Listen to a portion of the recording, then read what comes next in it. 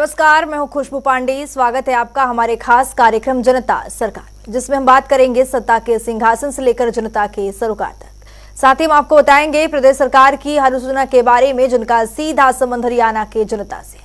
जो योजनाएं प्रदेश के विकास को नई गति प्रदान करेंगी और हरियाणा की जनता का चहुमुखी विकास भी करेंगी, ताकि प्रदेश की जनता तरक्की की राह पर आगे बढ़े और हरियाणा प्रदेश निरंतर उन्नति की नई ऊंचाइयों को छूता हुआ प्रगतिशील रहे। तो अगले 30 मिनट तक बने रहिए हमारे साथ और देखते रहिए जनता सरकार।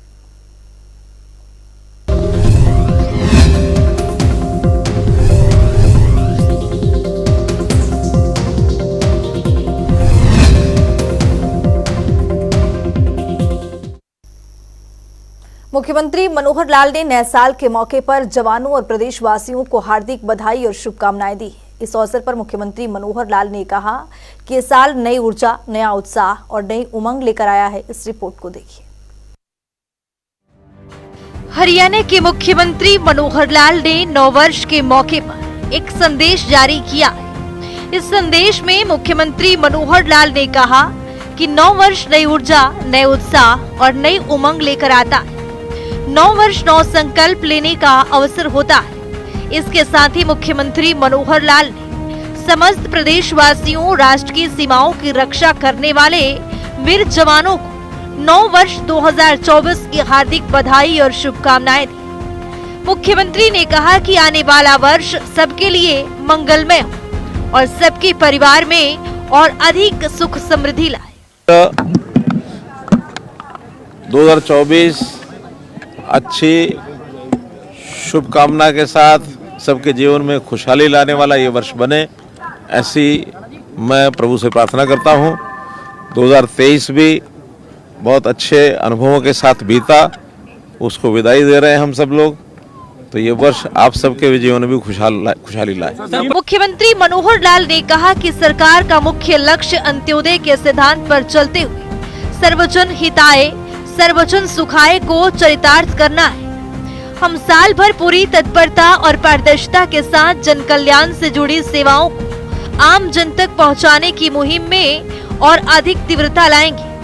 मुख्यमंत्री ने कहा कि पिछले 9 वर्षों में हमने भ्रष्टाचार पर अंकुश लगाने के लिए सुशासन की संस्कृति को विकसित करने का प्रयास किया है और काफी हद तक इसमें सफल भी हो रहे हैं। निश्चित रूप से जो हमारी योजनाएं चल रही हैं, उनका जिसको कहना चाहिए उसका डिलीवरी देने का ये वर्ष है, क्योंकि ये 5वां वर्ष हमारे इस कार्यकाल का है और स्वाभाविक है 4 वर्षों में जो भी कुछ किया है उसकी ज़्यादा डिलीवरी इस वर्ष में हो, ऐसा हमारा प्रयत्न रहेगा। विशेष तौर पर जो हमारी जो नौकरियां हैं, अभी जो स्टाफ सिलेक्शन कमीशन में जिसका प्रोसेस शुरू हो गया है, चाहे वो ग्रुप सी की हैं चाहे ग्रुप डी की हैं, लगभग 60,000 युवकों को ये नौकरियां मिलने वाली हैं।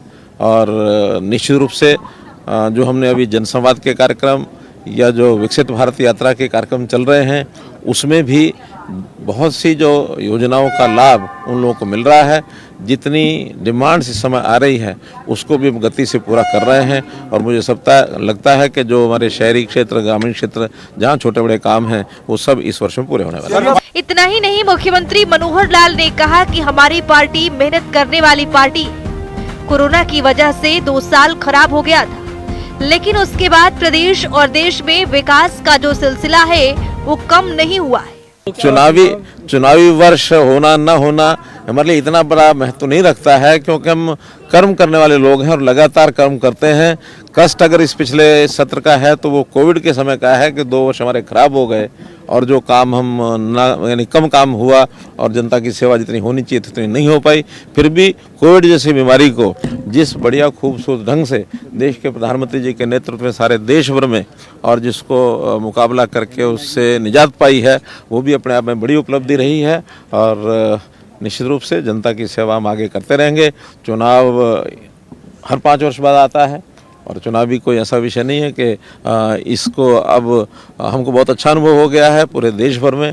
आज भारतीय जनता पार्टी इन्हीं चुनाव में लोकतांत्रिक तरीके से पूरे देश में सबसे ज़्यादा प्रभाव रखने वाली पार्टी बनी है। श्री रामचंद्र जी के जन्मस्थान के ऊपर मंदिर बनाने का ये जो संघर्ष, बहुत वर्षों का संघर्ष है। वृंदावन में साध्वी रितंबरा जी का जन्म दिवस षष्ठी पूर्ति का ये कार्यक्रम था, उन्होंने निमंत्रण दिया था और मैं गया हूँ और साधु संतों के सन्यासियों के सानिध्य में रह करके और बहुत सी नई चीजें सीखने को मिलती हैं, तो मुझे भी लाभ मिला उसका। धन्यवाद। मुख्यमंत्री मनोहर लाल ने कहा कि राज्य सरकार हरियाणा एक, हरियाणवी एक की भावना और सबका साथ, सबका विकास, सबका विश्वास, सबका प्रयास के सिद्धांत पर चलते हुए प्रत्येक प्रदेशवासियों के कल्याण और पूरे प्रदेश की एक समान प्रगति के प्रति संकल्पित है। उन्होंने कहा कि प्रदेशवासियों के सहयोग और परिश्रम के बल पर आज हरियाणा की गिनती देश के सर्वाधिक विकसित और अग्रणी राज्यों में होती है। प्रदेश में व्यवस्था परिवर्तन और नई तकनीक के उपयोग से सुशासन प्रदान करने की दिशा में उल्लेखनीय कार्य की देश भर में सराहना हो रही है।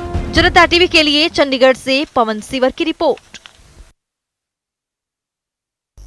वहीं मुख्यमंत्री मनोहर लाल ने एक बार फिर से ट्रेन की सफर यहां पर तय की है। दरअसल मुख्यमंत्री मनोहर लाल दिल्ली से ट्रेन के जरिए चंडीगढ़ पहुंचे, जहां मुख्यमंत्री का यह सफर उनके धरातल से जुड़े हुए व्यक्तित्व को दर्शाता है।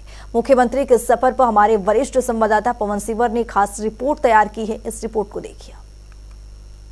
कि मुख्यमंत्री मनोहर लाल 2 दिन के दिल्ली दौरे के बाद जन शताब्दी से जो है वो आज वापस चंडीगढ़ पहुंचे हैं। मुख्यमंत्री का यहां पर भारतीय जनता पार्टी के तमाम कार्यकर्ताओं ने जोरदार तरीके से स्वागत किया है। मुख्यमंत्री मनोहर लाल ने ये कहा है कि 2 फरवरी को अयोध्या में जो है वो हरियाणा के तमाम जो लोग हैं वो पहुंचेंगे। सभी राज्यों को एक एक दिन का अलग अलग समय मिला है और इसी कड़ी में जो है वो मुख्यमंत्री मनोहर लाल जो है उन्होंने जानकारी दी और ये कहा है कि 9 फरवरी को जो है वो हरियाणा के लोग अयोध्या जाएंगे और मुख्यमंत्री ने अपने ट्रेन के सफर की भी जानकारी है। मुख्यमंत्री जो है वो ट्रेन के जरिए जो है वो पहुंचे हैं और मुख्यमंत्री मनोहर लाल ने तमाम जो जानकारी है वो अपने 2 दिन के दिल्ली दौरे की दी है। मुख्यमंत्री ने ट्रेन से सफर किया। इसके साथ ही नए साल का पहला दिन है। मुख्यमंत्री ने प्रदेशवासियों को नए साल की शुभकामनाएं दी है। मुख्यमंत्री का ये कहना है कि 2024 चुनावी साल जरूर है, लेकिन हमारे लिए चुनावी साल होना कोई बहुत ज़्यादा अलग महत्व नहीं रखता, चूँकि सरकार ने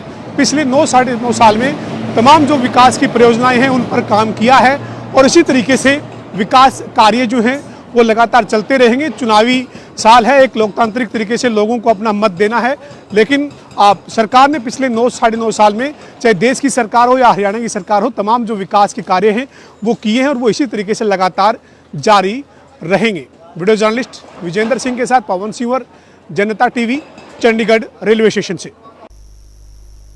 पारदर्शिता के साथ काम कर रहे हरियाणा के मुखिया मनोहर लाल ने करीब 9 सालों में हरियाणा की तकदीर और तस्वीर को बदलने का काम किया है।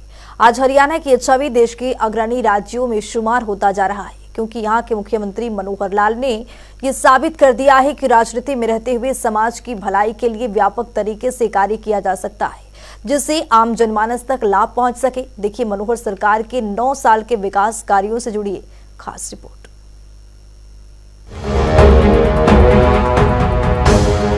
किसी भी प्रदेश और देश के लिए उन्नति का मतलब केवल विकास कार्यों या भौतिक विकास तक सीमित नहीं होता, बल्कि समाज हित और एक सभ्य समाज के निर्माण के लिए काम करना भी सरकार की जिम्मेवारी होती है। इस जिम्मेवारी की पूरी तरह से सही मायनों में चरितार्थ करके मुख्यमंत्री मनोहर लाल ने दिखाया है कि राजनीति में रहते हुए समाज की भलाई के लिए व्यापक तरीके से कार्य किया जा सकता है। मनोहर सरकार ने पिछले करीब 9 सालों में हरियाणा की तस्वीर और तकदीर बदलने का काम किया है। सत्ता संभालते ही मुख्यमंत्री ने आम जन के जीवन को सुगम बनाने की जो पहल की थी, उसे आज आम जनमानस तक घर बैठे सभी सरकारी योजनाओं और सुविधाओं का लाभ मिल रहा है।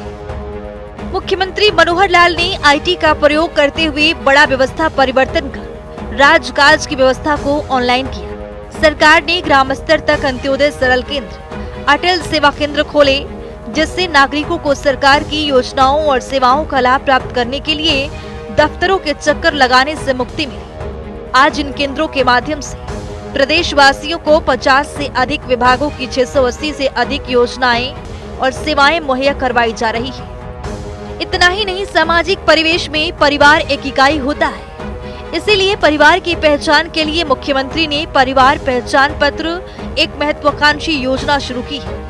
इसके तहत प्रदेश के सभी परिवारों का डाटा एकत्रित किया गया और हर एक सदस्य की आय, रोजगार सभी जानकारियां एक प्लेटफॉर्म पर दर्ज है, जिसके आधार पर सरकार ने आय सीमा के अनुसार प्रदेश के अति गरीब परिवारों को सदस्य के अनुसार शिक्षा, स्वास्थ्य और रोजगार की सुविधाएं मुहैया करवा रही है।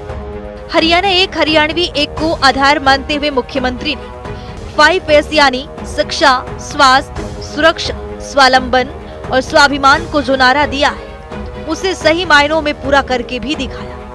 में हमने जो बहुत उपलब्धियां की हैं, कुछ जो चीजें ऐसी हैं जो जनता में बुराई के नाते देखी जाती हैं, उनको प्रहार किया और जनहित में जो अच्छी बातें करनी है उसको हमने आगे भी बढ़ाया। अगर मैं ये कहूं कि हमने प्रहार किया, 3C पर प्रहार किया, करप्शन, कास्ट और क्राइम, 3 चीजों पर हमने प्रहार किया है और लगातार चल रहा है, क्योंकि विषय ऐसे हैं कि जो एक दिन में समाप्त नहीं हो सकते, चाहे वो क्राइम हो, चाहे वो करप्शन हो, चाहे वो कास्ट ओरिएंटेड सारा जो सिस्टम बना होता है वो हो। और इसी प्रकार से हमने 5S को प्रमोट किया हमेशा, शिक्षा, स्वास्थ्य, सुरक्षा, स्वावलंबन और स्वाभिमान, इन 5 चीजों को हमने लगातार प्रमोट किया है। बाकी तो इनके नीचे आने वाले अनन्य कार्यक्रम, अनन्य विभाग, उनकी अपनी योजनाएं, वो सब चलते हैं, लेकिन मोटे रूप से हमने लगातार अपनी इस विचारधारा के आधार पर अपनी सारी रणनीति बनाई है। प्रदेश में शिक्षा के स्तर को ऊंचा उठाने के लिए राज्य सरकार ने आमूलचूल परिवर्तन किए। साल 2014 के बाद से लगातार शिक्षा क्षेत्र के लिए बजट में वृद्धि की और स्कूलों में अच्छा स्टाफ और अन्य सुविधाएं उपलब्ध करवाने पर बल दिया, ताकि बच्चों को बेहतर शिक्षा मिल सके। कोविड-19 के दौरान बच्चों की शिक्षा प्रभावित न हो, इसके लिए सरकार ने डिजिटल माध्यम से कक्षाएं लगाई, साथ ही स्कूलों में मजबूत इंफ्रास्ट्रक्चर विकसित किया और निजी स्कूलों की भांति सरकारी क्षेत्र में भी अच्छी शिक्षा मिली। इसके लिए संस्कृति मॉडल स्कूल स्थापित किए गए। हरियाणा पहला ऐसा राज्य बना है जिसने आईटी के युग में 10वीं से 12वीं कक्षा के विद्यार्थियों को लगभग 5 लाख मुफ्त टैबलेट प्रदान किए हैं, ताकि बच्चे आज के युग के साथ आगे बढ़ सके। राष्ट्रीय शिक्षा नीति 2020 को राष्ट्रीय लक्ष्य यानी वर्ष 2030 से पहले वर्ष 2025 में हरियाणा में पूर्ण रूप से लागू करने का निर्णय राज्य सरकार ने लिया है और 2025 तक ऐसा करने वाला हरियाणा देश का पहला राज्य बनेगा। प्रदेश के नागरिकों को बेहतर स्वास्थ्य सुविधाएं मुहैया करवाने के लिए मुख्यमंत्री मनोहर लाल के नेतृत्व में पिछले लगभग 9 सालों में सरकार ने स्वास्थ्य के आधारभूत ढांचे को सुदृढ़ किया, गांव स्तर तक हेल्थ सेंटर स्थापित किए, ताकि हर नागरिक को इलाज की सुविधा सुगमता से मिल सके। चिकित्सकों की संख्या बढ़ाने के लिए भी सरकार ने कई कदम उठाए। साल 2014 में जहां प्रदेश में केवल 700 MBBS की सीटें थी, राज्य सरकार ने पिछले 9 सालों के दौरान नए मेडिकल कॉलेज खोलकर MBBS की सीटें को 1835 तक लाने का काम किया है।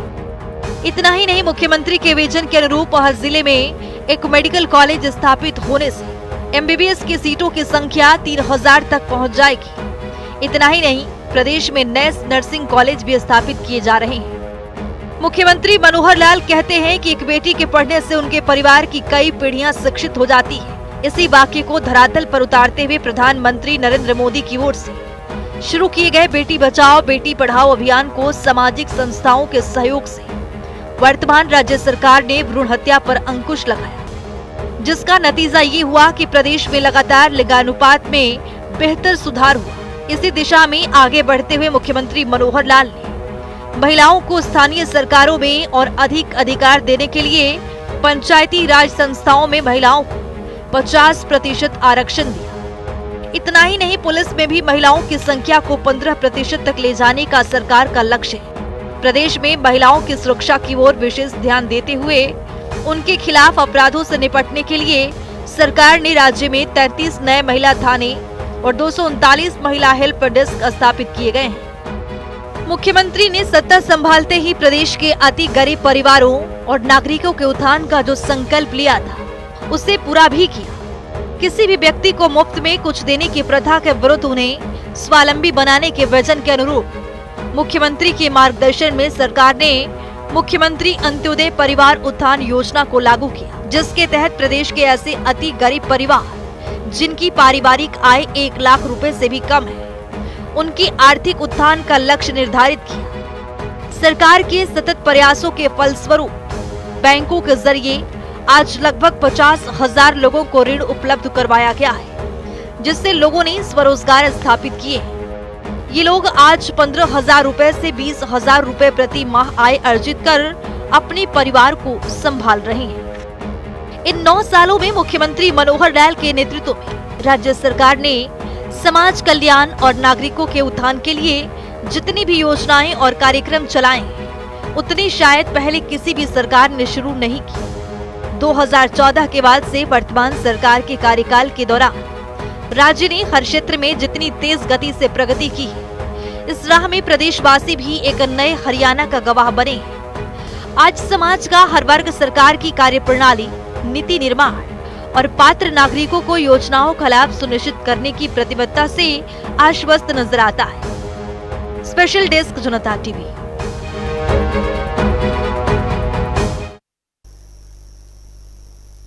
हरियाणा देश में एक विकसित राज्यों के तौर पर उभर रहा है, जहां हरियाणा की मनोहर सरकार प्रदेश के उत्थान के लिए कई योजनाएं चला रही है, तो वहीं दूसरी ओर समय समय पर मुख्यमंत्री मनोहर लाल पोर्टल के जरिए प्रदेश के विकास को गति देने का काम कर रहे हैं। इतना ही नहीं, मुख्यमंत्री की ओर से लागू की गई परिवार पहचान पत्र योजना आज लोगों के लिए वरदान साबित हो रहा है। परिवार पहचान पत्र के जरिए गरीब जरूरतमंदों की पहचान हो रही है और जरूरतमंद सभी योजनाओं का लाभ भी उठा रहे हैं। इस रिपोर्ट को देखिए। हरियाणा को एक विकसित राज्य के रूप में स्थापित करने की दिशा में मुख्यमंत्री मनोहर लाल निरंतर कदम बढ़ा रहे हैं। पिछले 8 सालों से हरियाणा सरकार पारदर्शिता के साथ प्रदेश और प्रदेशवासियों के हित में काम कर रही है। मुख्यमंत्री मनोहर लाल गरीब और जरूरतमंदों के हित में कई योजनाएं लागू कर चुके हैं, जिसमें से एक है परिवार पहचान पत्र योजना। इस योजना के जरिए नागरिकों को सरकारी सेवाओं का लाभ मिल रहा है।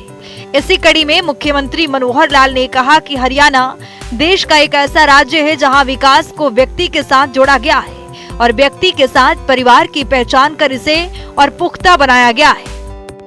इसमें परिवार पहचान पत्र सबसे सशक्त माध्यम साबित हुआ है। इससे न केवल अंत्योदय परिवारों को चिन्हित कर उन्हें विकास योजनाओं से जोड़ा गया है, बल्कि उन्हें इन योजनाओं का लाभ भी समयबद्ध तरीके से उपलब्ध करवाना भी सुनिश्चित किया गया है, जिसको लेकर मुख्यमंत्री ने कहा कि प्रदेश सरकार का उद्देश्य है कि अंत्योदय का कल्याण सबसे पहले हो। इसी को ध्यान में रखकर सरकार ने सूचना प्रौद्योगिकी के माध्यम से ऐसे सॉफ्टवेयर विकसित किए हैं, जिससे समग्र प्रदेश का डाटा एक जगह उपलब्ध हो पाए।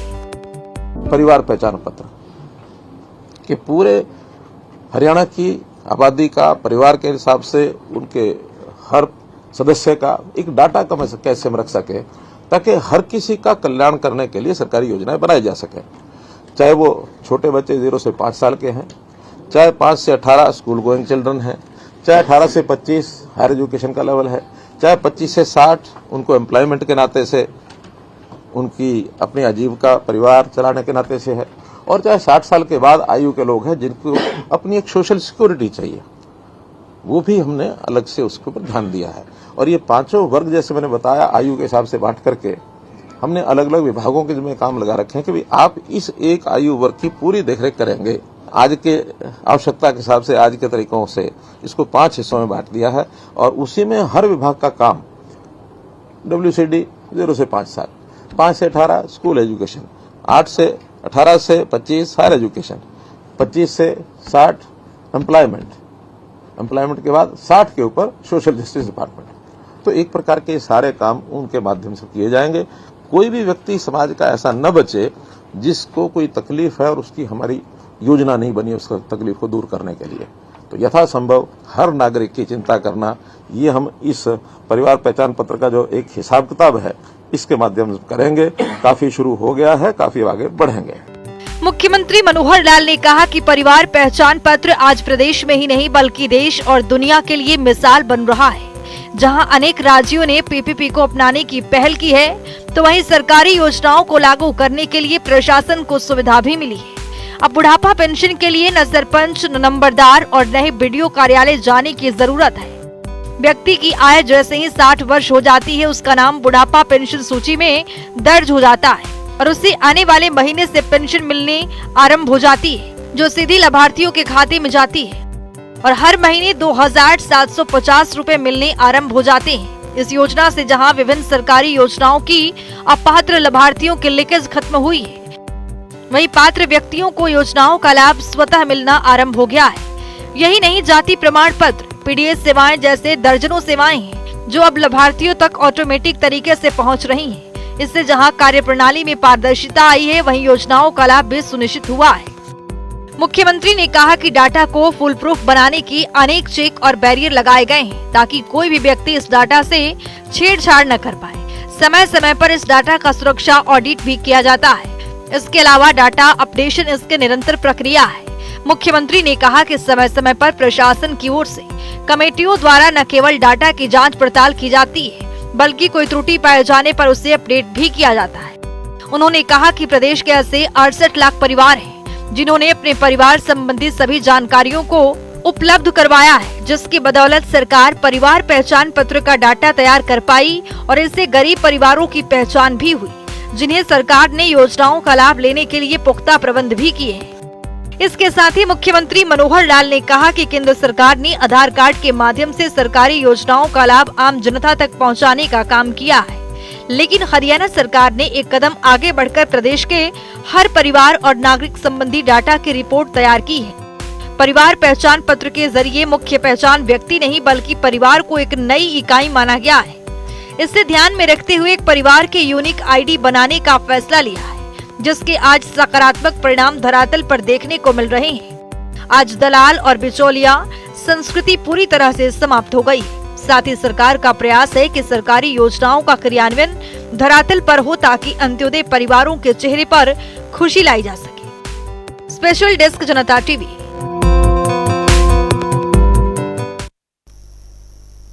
तो चलिए अब जान लेते हैं आज के इस सवाल के विजेता में क्या कुछ है।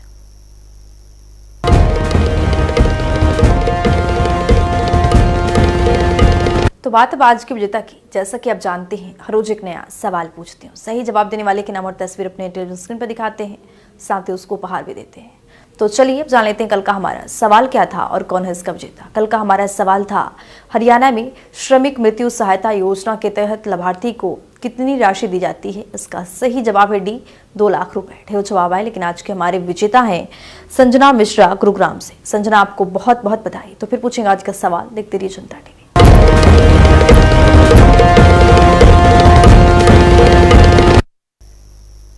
अब वक्त हो गया है आज की मुलाकात का। आज की मुलाकात में हम हर दिन नए शख्सियत से आपको रूबरू कराते हैं, उनकी कार्यप्रणाली पर बारीकी से नजर डालते हैं, जानते हैं वो तमाम योजनाएं जो बनी है हरियाणा की जनता के लिए। तो वैसे ही एक शख्सियत से जनता टीवी ने खास बातचीत की है। इनका नाम है प्रदीप कुमार, जो कि फरीदाबाद से डिप्टी सुपरिटेंडेंट के पद पर काबिज हैं। सुनिए।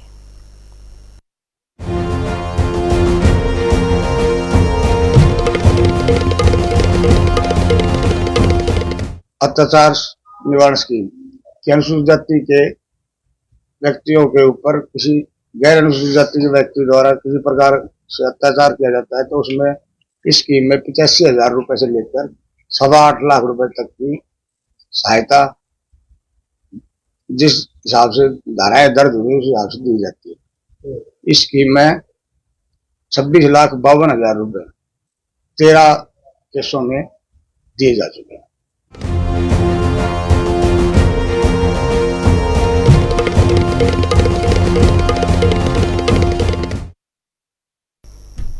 अब वक्त हो गया है आज के सवाल का। तो चलिए अब जान लेते हैं आज के सवाल में क्या कुछ है।